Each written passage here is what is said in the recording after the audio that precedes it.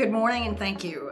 Anytime you are acknowledged for whatever your efforts may be, and that certainly is what's going on this morning, there are always a lot of people to thank. I'd like to start by thanking the Los Angeles Chamber for this great honor, and an honor it is. Very much appreciate it. Very much appreciate the acknowledgement. And anytime you are honored, it's both flattering and humbling, but there are always a lot of people to thank. To start with, I want to thank the various people that I've had the pleasure of working with over the years in various trade associations, currently being the Foreign Trade Association, the District Export Council, and a number of other ones. They've all been tremendous in supporting my efforts, and I hope I've been equally helpful in supporting theirs. There are also any number of individuals within the trade community as a whole, and I'm not going to even try to name them because I'll leave somebody out.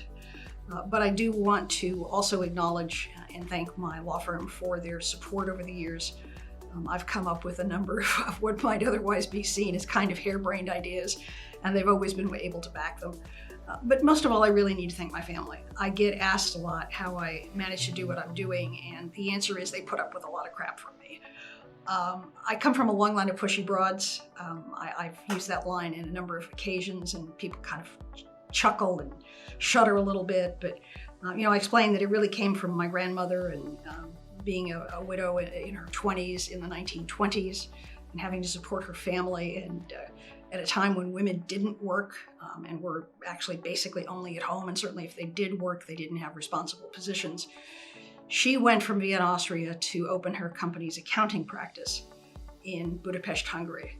So she's the first of the pioneers in our family, and I hope I've done her justice in terms of trying to really be out there and do the things that need to be done. And finally, the rest of my family, and in particular my husband. Some of you have met him. You know that he looks exactly like what he is, which is a biker. Lots of tattoos, lots of the bald head, the earring and all of that. Sweetest guy in the world. Has put up with a tremendous amount of what has gone on in my life and been supportive of it throughout. I've told this story in other occasions, just so you all understand that he knew what he was getting into. If you've been to a Jewish wedding, you know that at the end of the wedding, it's customary to take a glass. The rabbi puts the glass in a napkin, puts it on the ground. The concept is the groom steps on it, breaks the glass, and it does away with the bad luck that the couple will have. Well, we got to that point in our ceremony, and my husband stepped on the glass, kind of half missed it, half hit it, broke it, and from the back of the temple, one of my law school colleagues was heard to say, "That's the last time he's going to get to put his foot down." Not true. And anybody that knows him knows that is not true. But I always say that any award I get is half his for putting up with all of the craziness that goes on with my being able to do what I'm able to do to the extent that I'm able to do it.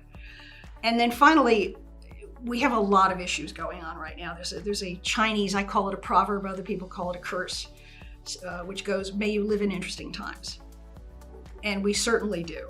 And so I hope for those of you that are in attendance today and the greater trade community as a whole, that we will be seeing each other, whether we're working on digital tax, social accountability, trade with China, the 301 tariffs, or whatever it may be, because there's a lot of work left to do, and I don't want to leave out port congestion issue, which is the big one that we're all facing right now.